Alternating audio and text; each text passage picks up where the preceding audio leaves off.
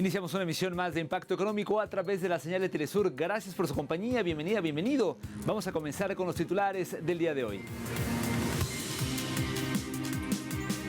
En América Latina, el Fondo Monetario Internacional advierte sobre la reforma de pensiones en El Salvador. En contexto, revisaremos la relación bilateral entre Colombia y Venezuela con motivo del reciente encuentro entre representantes de ambos países. Y en nuestro bloque 360, los fabricantes de vehículos eléctricos en China promocionan nuevos modelos. Vamos a comenzar.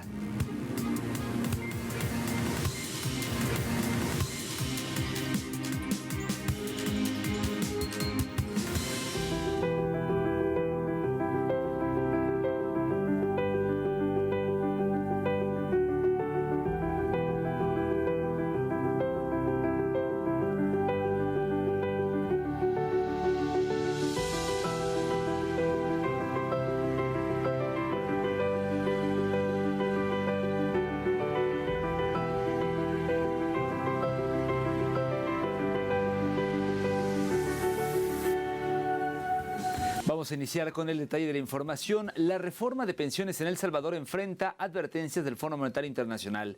Concretamente, es la agencia crediticia Fitch Ratings que alertó que la incertidumbre sobre los desembolsos pendientes para El Salvador se deben al retraso en la reforma previsional.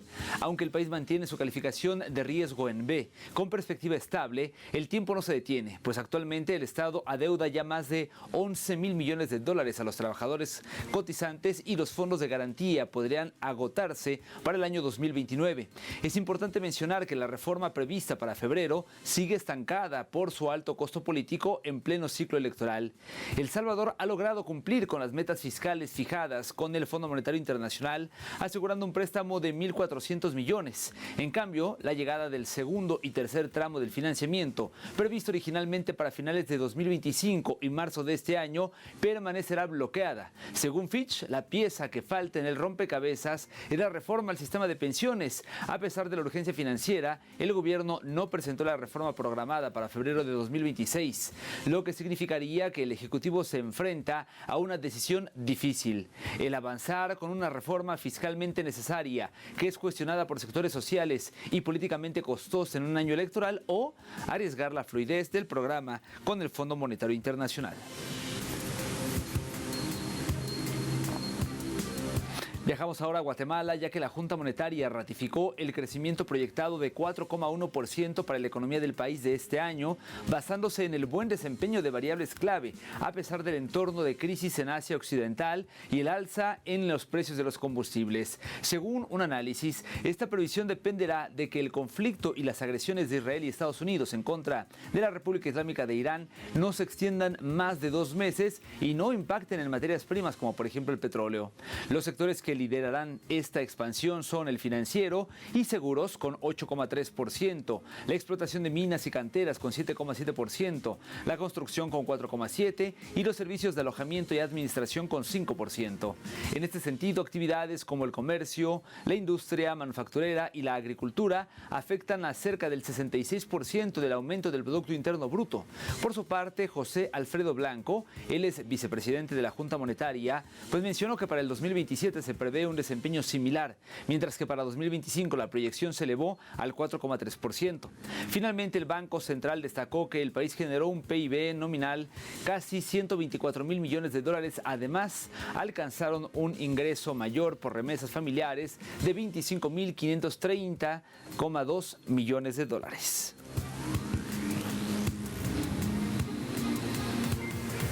Le cuento ahora sobre el Banco Central de Nicaragua, que informó que la actividad económica mantiene un dinamismo con un crecimiento interanual del 6,3% en febrero y una variación acumulada del 6,4% en el primer bimestre. Aunque la serie desestacionalizada del índice mensual de actividad económica mostró una leve baja mensual del 0,2%, el crecimiento promedio anual alcanzó el 5,8%, reflejando una tendencia positiva en comparación con el año anterior. El impulso provino principalmente de la explotación de minas minas y canteras con un 32,8%, la construcción con 18,2% y el comercio con 15,6%, además de sectores como hoteles, servicios financieros y el pecuario. En la industria manufacturera destacaron los cárnicos y bebidas, compensando las caídas en textiles y arneses. Asimismo, se registraron bajas en la pesca y acuicultura con una merma del 12,6% y en la agricultura un descenso del 2,6%. También mostraron factores similares en los servicios de administración pública, energía y agua, aunque el sector servicios en general mantuvo indicadores de crecimiento.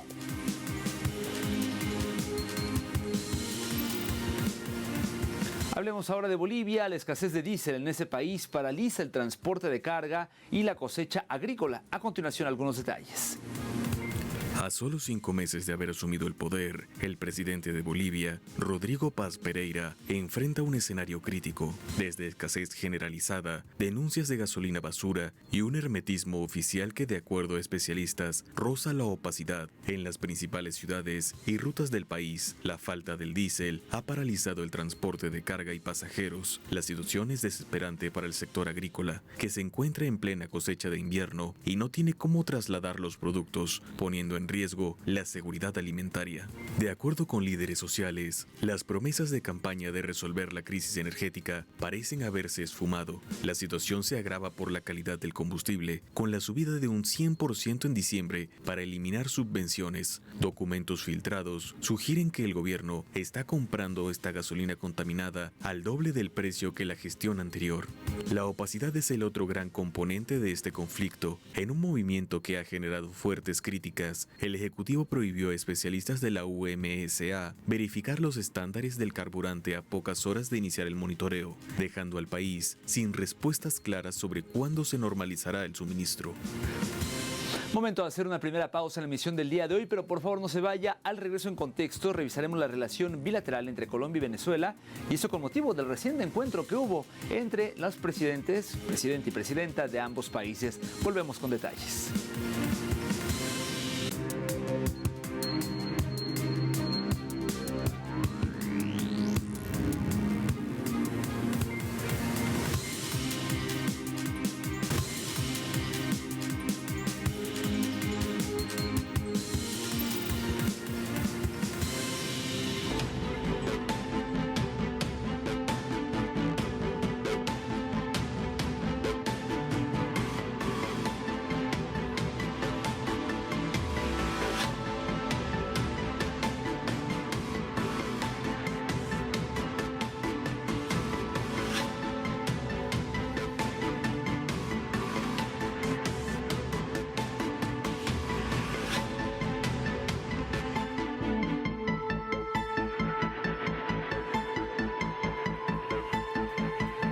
El encuentro diplomático entre la presidenta encargada de Venezuela, Delcy Rodríguez, y el mandatario colombiano Gustavo Petro marca un hito en la consolidación de un ecosistema de negocios binacional fundamentado en la soberanía energética y la complementariedad industrial.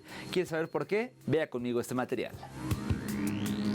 La agenda estratégica se sustenta en la activación de 11 mesas de trabajo dentro de la Comisión Binacional de Buena Vecindad, que prioriza el desarrollo de proyectos en los estados fronterizos, buscando transformar estas zonas en polos de crecimiento compartido mediante el incremento de las capacidades de producción y exportación de ambos países. El enfoque gubernamental subraya que la relación actual no solo es política, sino técnica y operativa, orientada a la creación de un marco de desarrollo compartido que beneficia a los sectores empresariales. Esta visita se enmarca en un momento de profunda necesidad de unión y de integración de nuestros pueblos.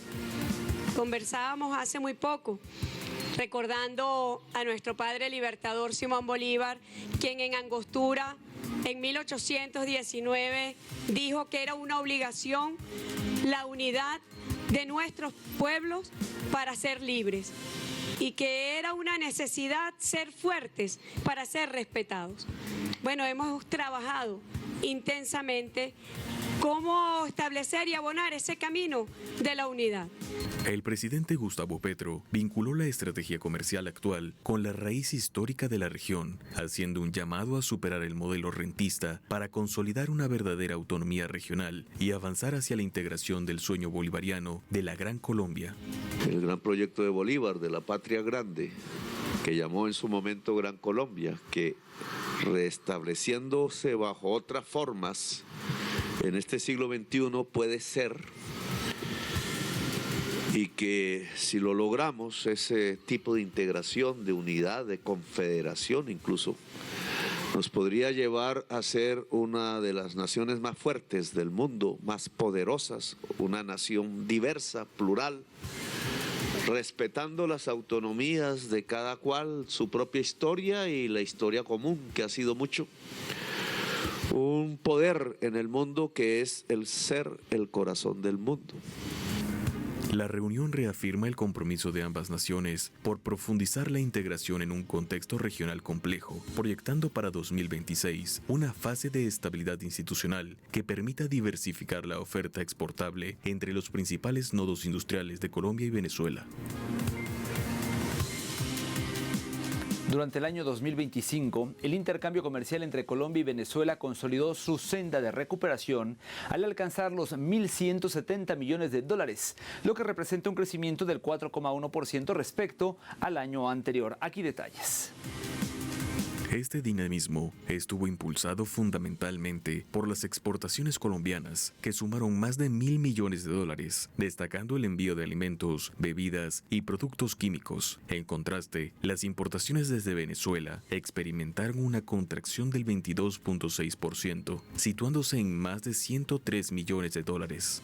Con una oferta centrada en fundición de hierro, acero y material eléctrico, un aspecto determinante en esta evolución fue el predominio de la logística terrestre, que canalizó el 86,2% del comercio total, equivalente a más de 1.000 millones de dólares, evidenciando la importancia de los corredores fronterizos sobre las rutas marítimas y aéreas. En este sentido, la aduana de Maicao lideró el flujo comercial con el 47% de participación, seguida por la de Cúcuta, que registró un notable crecimiento del 19,7%. Por el contrario, puertos como Barranquilla sufrieron caídas drásticas, confirmando el desplazamiento hacia el transporte carretero. A nivel empresarial, el fortalecimiento del tejido comercial se reflejó en la participación de más de 1.300 empresas y la comercialización de 2.700 productos distintos. Según la Cámara Colombo-Venezolana, el panorama para 2026 es optimista, debido a la gradual recuperación productiva venezolana y una mayor formalización de los canales de intercambio. Este escenario proyecta una relación binacional más estable, enfocada en la eficiencia logística y la captación de inversiones bajo un esquema de complementación económica regional y seguridad jurídica para el sector privado. La relación energética entre Venezuela y Colombia se ha consolidado como el soporte estructural de la agenda binacional, fundamentada en la complementariedad técnica y la seguridad soberana. Durante el último año, el diálogo entre el Ministerio de Minas y Energía de Colombia y las autoridades venezolanas se centró en tres pilares: hidrocarburos, suministro de gas e interconexión eléctrica. El activo más estratégico en esta hoja de ruta es el gasoducto Antonio Ricaurte, cuya rehabilitación permitiría exportar gas natural venezolano para satisfacer la alta demanda industrial de las regiones fronterizas colombianas, reduciendo costos operativos y diversificando las fuentes de abastecimiento. Un factor determinante para la viabilidad de estos proyectos es la reciente reforma parcial de la Ley Orgánica de Hidrocarburos en Venezuela. Este nuevo marco jurídico aporta la flexibilidad necesaria para estructurar contratos de mayor escala y facilitar la participación privada en proyectos de proyección binacional. Bajo este esquema, Venezuela busca transformar sus vastas reservas en divisas, mientras que Colombia aprovecha su infraestructura de transporte para fortalecer su mercado energético. La integración en materia eléctrica y petroquímica energética no se visualiza como un complemento comercial, sino como una necesidad operativa para la productividad fronteriza. Las conversaciones recientes subrayan un enfoque interestatal, donde el control público de los recursos garantiza la soberanía, pero abre la puerta a mecanismos regulatorios que fomenten la inversión. En definitiva, la estabilidad del eje económico depende directamente de la capacidad de ambos países para concretar acuerdos técnicos viables que aseguren el flujo de energía hacia los nodos industriales clave en 2026. El Ministerio de Comercio, Industria y Turismo de Colombia activó incentivos financieros para impulsar el comercio con Venezuela, liderados por un portafolio del Banco de Desarrollo Empresarial que incluye créditos, coberturas cambiarias y también asesorías. Este paquete destaca una línea de $100 millones, la mitad destinada a capital de trabajo y modernización en pesos y los otros $50 millones exclusivos para la prefinanciación o financiación de exportaciones e importaciones con el mercado venezolano. Además, se dispusieron recursos con condiciones favorables para las zonas fronterizas y herramientas de capacitación para mitigar la pérdida por la variación de la tasa de cambio. El anuncio se dio previo al encuentro presidencial Colombia-Venezuela. Asimismo, durante la jornada se abordarán desafíos comunes en reuniones privadas y se firmará el acta de la tercera Comisión de Vecindad e Integración. Esta estrategia responde también a la directriz de Petro de orientar hacia Venezuela las exportaciones que se han visto afectadas por los nuevos aranceles impuestos en Ecuador.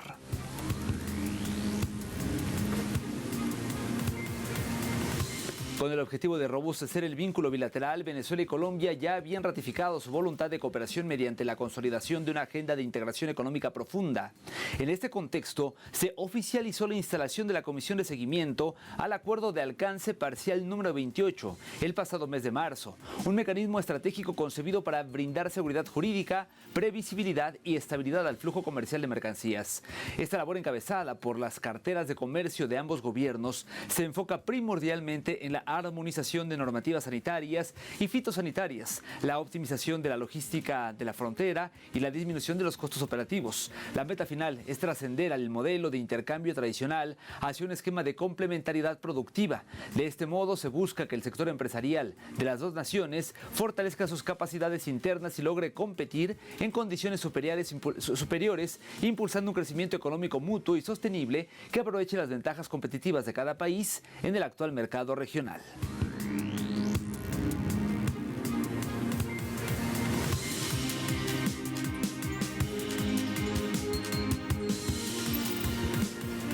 En nuestro bloque 360 le comento que los fabricantes chinos de vehículos eléctricos promocionan ya sus nuevos modelos en el Salón del Automóvil de Beijing y ponen la mira en los mercados occidentales. Acompáñame a ver detalles. Hoy se dio inicio al Salón del Automóvil más grande del mundo, con más de 1.400 vehículos de cientos de empresas chinas y extranjeras, que cautivarán a los miles de visitantes provenientes de todo el mundo.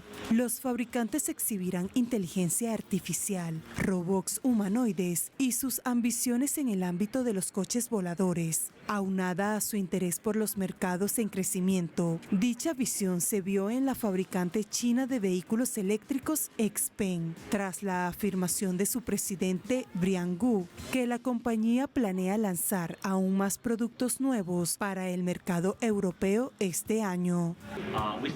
El año pasado, Europa representó cerca del 50% de nuestro volumen global, más del 50% de las ventas globales. Y anticipamos que la velocidad de crecimiento en el mercado europeo se acelerará porque el año pasado comenzamos la producción local y este año lanzaremos aún más productos nuevos para el mercado europeo. Para los privilegiados que asistieron a la inauguración, destacaron que vehículos chinos son los verdaderos protagonistas del evento, sobresaliendo por encima de las marcas internacionales. La mayor impresión del Salón del Automóvil de Beijing de este año es que los vehículos de nueva energía siguen progresando tanto en términos de crecimiento como de ascenso en el mercado. En comparación, las marcas extranjeras parecen tener una presencia más débil y menos visibilidad en términos de atención pública. La relevancia del gigante asiático contra marcas extranjeras como Toyota, BMW, Mercedes o Volkswagen demuestra el impulso en su industria automotriz y tecnológica, estando cada vez más cerca de volverse un referente a nivel mundial. El evento se celebra en 2 recintos continuos que abarcan 380.000 metros y por los momentos solo los profesionales de la industria y a los medios de comunicación podrán asistir y público en general tendrá acceso desde el 28 de abril hasta el 3 de mayo. Le cuento ahora que Indonesia negocia la exportación de fertilizantes de urea con India, Brasil y otros países. El portal TV Brix reseñó que el ministro de Agricultura de Indonesia informó que India, Brasil y otros países han presentado solicitudes formales para la compra de fertilizantes de urea y las negociaciones de exportación avanzan activamente. Destacó que la demanda de estos países alcanza aproximadamente 750.000 toneladas que, del total, 500.000 toneladas han sido solicitadas por la India.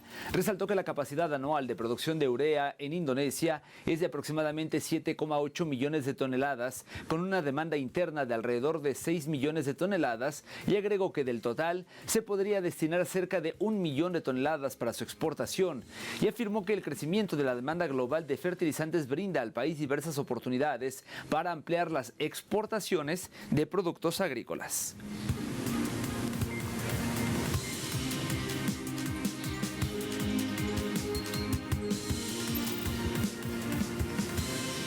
Le cuento ahora que en Japón suben los precios al consumidor por el encarecimiento del crudo. El Ministerio del Interior y Comunicaciones indicó que en marzo del presente año, el índice de precios al consumidor subyacente de Japón subió a 112,1, marcando el 55º mes consecutivo de aumento interanual, subido un 1,8% y superando el aumento del 1,6% de febrero. Destacó que el IPC, que excluye tanto la energía como los alimentos frescos, avanzó un 2,4% en marzo. A su vez, los precios de los alimentos siguió siendo el principal motor de la inflación, con un incremento del 54% interanual.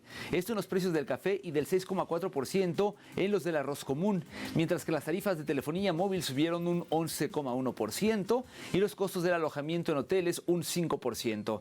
Asimismo, las facturas de electricidad cayeron un 8% gracias a los subsidios gubernamentales. Ante este panorama, una reciente encuesta del Banco de Japón reveló que los consumidores esperan que los precios sean de un 10,3% más altos de media en 5 años, el nivel más elevado desde que comenzó la encuesta en el año 2006.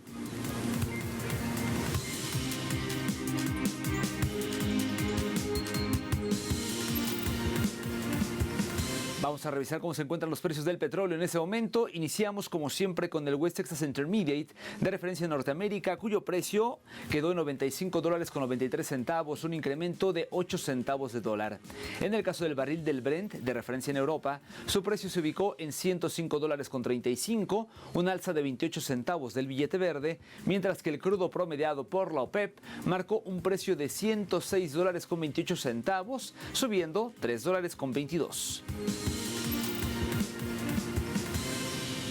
Llegamos así al final de esta emisión y a lo largo de la semana queremos agradecerle, por supuesto, el favor de su compañía a lo largo de toda la misma. Por lo pronto, le invito como siempre a que se contacte con nosotros a través de impactoeconómico@telesurtv.net, que es nuestra dirección de correo electrónico, y a que nos siga en nuestras cuentas de X, @telesurimpactoe y @DanielTelesur. Me despido por ahora. Nos vemos pronto con más de Impacto Económico. Hasta entonces.